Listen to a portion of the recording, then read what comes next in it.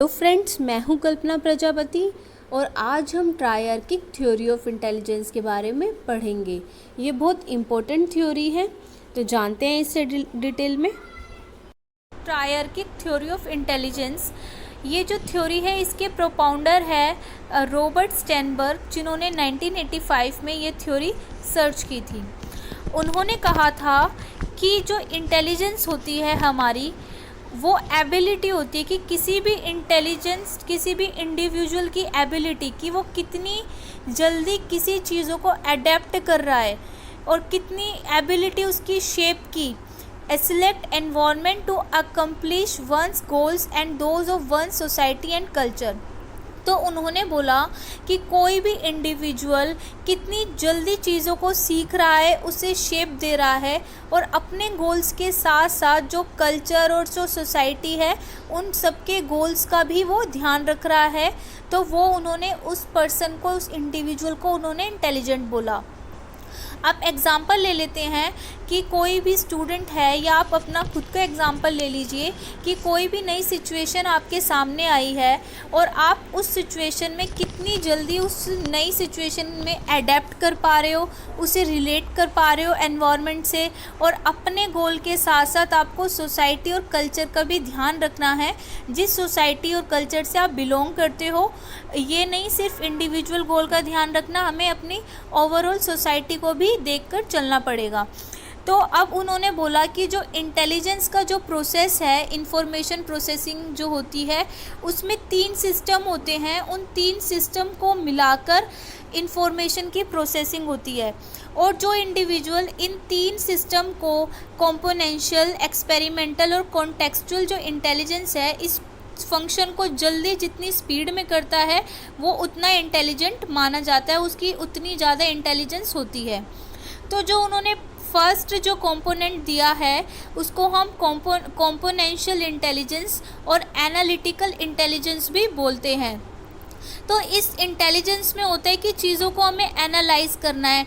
तो ये स्पेसिफाई करता है कि जो भी हमारा कॉग्निटिव प्रोसेस है, जो हमारे माइंड से रिलेटेड है, ये हमारी cognitive process that underline all intelligent behaviour.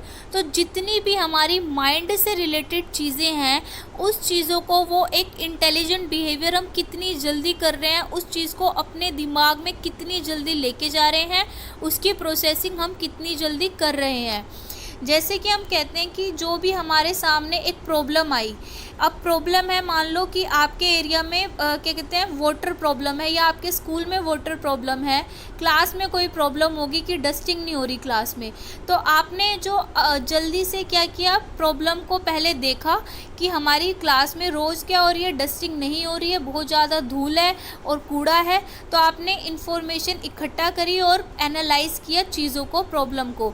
फिर ये जो बच्चे होते, जो पर्सन होते हैं, जो इन चीज़ों को एनालाइज करते हैं, चीज़ों को, उसके हर एस्पेक्ट को देखते हैं, क्रिटिकली देखते हैं। जैसे कि मान लो इस एग्जांपल में, तो जो आपने क्या किया, वो इंडिविजुअल क्या करेंगे कि क्लास में उनके सफाई नहीं हो रही और उस वजह से बच्चे भी बीमार हो रहे हैं, उनको एलर्जी हो रही है। तो उन्होंने एनालाइज ये किया कि जो काम जो करते हैं, जो हमारे हेल्पर होते हैं, जो स्वीपर हैं, वो तो कर रहे हैं, वो तो स्वीपिंग ढंग से करके जा रहे हैं, लेकिन क्लास के स्टूडेंट्स ही हैं, वो जो डस्ट होता है वो डस्टबिन में नहीं फेंकते, कूड़ा वो वहीं फेंक देते हैं, और ऐसे धीरे धीरे करके वो क्लास को अपना एक घर की तरह नहीं रखते। तो ये जो पूरी प्रॉब्लम है, उसको जो कुछ स्टूडेंट्स क्या कर रहे हैं, उसे एनालाइज कर रहे हैं और फिर क्या कर रहे हैं, वो सक्सीड होते हैं फिर इस प्रॉब्लम में, उसका सॉल्यूशन ढूंढने की वो कोशिश करते हैं, कि स्ट्रैटेजी बनाते हैं।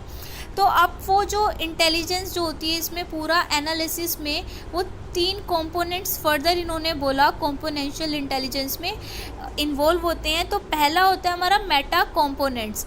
जो मेटा कंपोनेंट में हम क्या करेंगे, कंट्रोल करते हैं, मॉनिटर करते हैं और इवेलुएट करते हैं कॉग्निटिव प्रोसेसिंग को, कि चीज़ों को हमें देखना है। It is the knowledge acquisition component which is responsible for learning and acquisition of the ways of doing things। तो ये वाला जो प्रोसेस होता है वो रिलेटेड होता है कि लर्निंग रिस्पॉन्सिबिलिटी, लर्निंग की, यहीं से हम चीज़ों को देखते हैं, सीखते हैं। जैसे मैंने आपको ये एग्जांपल दिया, तो उसमें वो जो कुछ स्टूडेंट्स होंगे या जो एक दो बच्चों ने जिन्होंने ये एनालाइज़ किया अपनी प्रॉब्लम को, ये क्लास में डस्टिंग की, तो वो क्या करेंगे, नए नए वेज ढूंढेंगे कि उस प्रॉब्लम का कैसे सॉल्यूशन किया जाए, इवेलुएट करेंगे, चीज़ों को कंट्रोल करेंगे, और उन बच्चों पे वो ध्यान रखेंगे जो क्लास में क्या करते हैं, कूड़ा फैलाते हैं, वो उस पर वो ध्यान रखेंगे। तो उन्होंने रिस्पॉन्सिबिलिटी भी ले ली अपने ऊपर लर्निंग की, और ये रिस्पॉन्सिबिलिटी लेके वो अनजाने में ही क्या कर रहे हैं, एक लीडरशिप की क्वालिटी भी उनमें डेवलप्ड हो रही है, ऑब्जर्वर की क्वालिटी भी उनमें क्या हो रही है, डेवलप्ड हो रही है। फिर वो क्या है, सेकंड हो गया हमारा परफॉर्मेंस कंपोनेंट। इसका परफॉर्मेंस कंपोनेंट में जो उन्होंने अपने माइंड में स्ट्रेटजी बनाई होती है उसको वो एग्जीक्यूशन करते हैं। ये जो बच्चे होते, ये जो पर्सन इंडिविजुअल होते हैं, वो मेटा और हाई ऑर्डर कंपोनेंट भी हम इसे बोलते हैं। वो क्या करते हैं, वो involves planning concerning what to do and how to do. वो इसमें प्लानिंग करते हैं कि हम क्या करें और कैसे करें।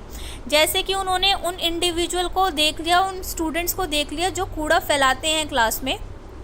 अब वो उसके ऊपर क्या करेंगे, वो रिसर्च करेंगे और सोचेंगे, स्ट्रैटेजी बनाएंगे कि हम क्या करें कि ये जो बच्चे हैं ये बहुत ज़्यादा क्लास में कूड़ा फैलाते हैं, तो हम क्या करें कि इन्हें बुरा भी ना लगे और ये सबक भी सीख जाए कि हमें कि अपनी क्लास को गंदा नहीं करना चाहिए। तो वो इसके अंदर प्लानिंग करेंगे और एग्जीक्यूट करेंगे अपनी स्ट्रैटेजी का जो उन्होंने बनाई है। अब थर्ड आ जाता है हमारा नॉलेज एक्विजिशन कंपोनेंट। तो इसमें वो क्या करते हैं, encode, combine and compare information. It is a performance component which involves actual doing things. तो सेकंड में हमने क्या किया था, पूरी प्लानिंग करी थी, स्ट्रैटेजी बना ली थी। अब जो स्ट्रैटेजी हमने बनाई है उसको एग्जीक्यूट हम थर्ड में करेंगे कि हमने जो स्ट्रैटेजी बनाई कि अब हम उन बच्चों से बात करेंगे, वो हमने एग्जीक्यूशन किया, हम टीचर से बात करेंगे, उनको रिपोर्ट देंगे कि मैम ये बच्चे हैं, आप इनसे बात कीजिए, ये क्लास में कूड़ा फैलाते हैं, आप मॉनिटर कीजिए इन्हें। तो ये सारी क्या आ गया, इसमें एग्जीक्यूशन आ गया। तो अब जो ये सेकंड कंपोनेंट उन्होंने बताया वो है हमारा एक्सपेरिमेंटल इंटेलिजेंस, और क्रिएटिव इंटेलिजेंस भी कहते हैं।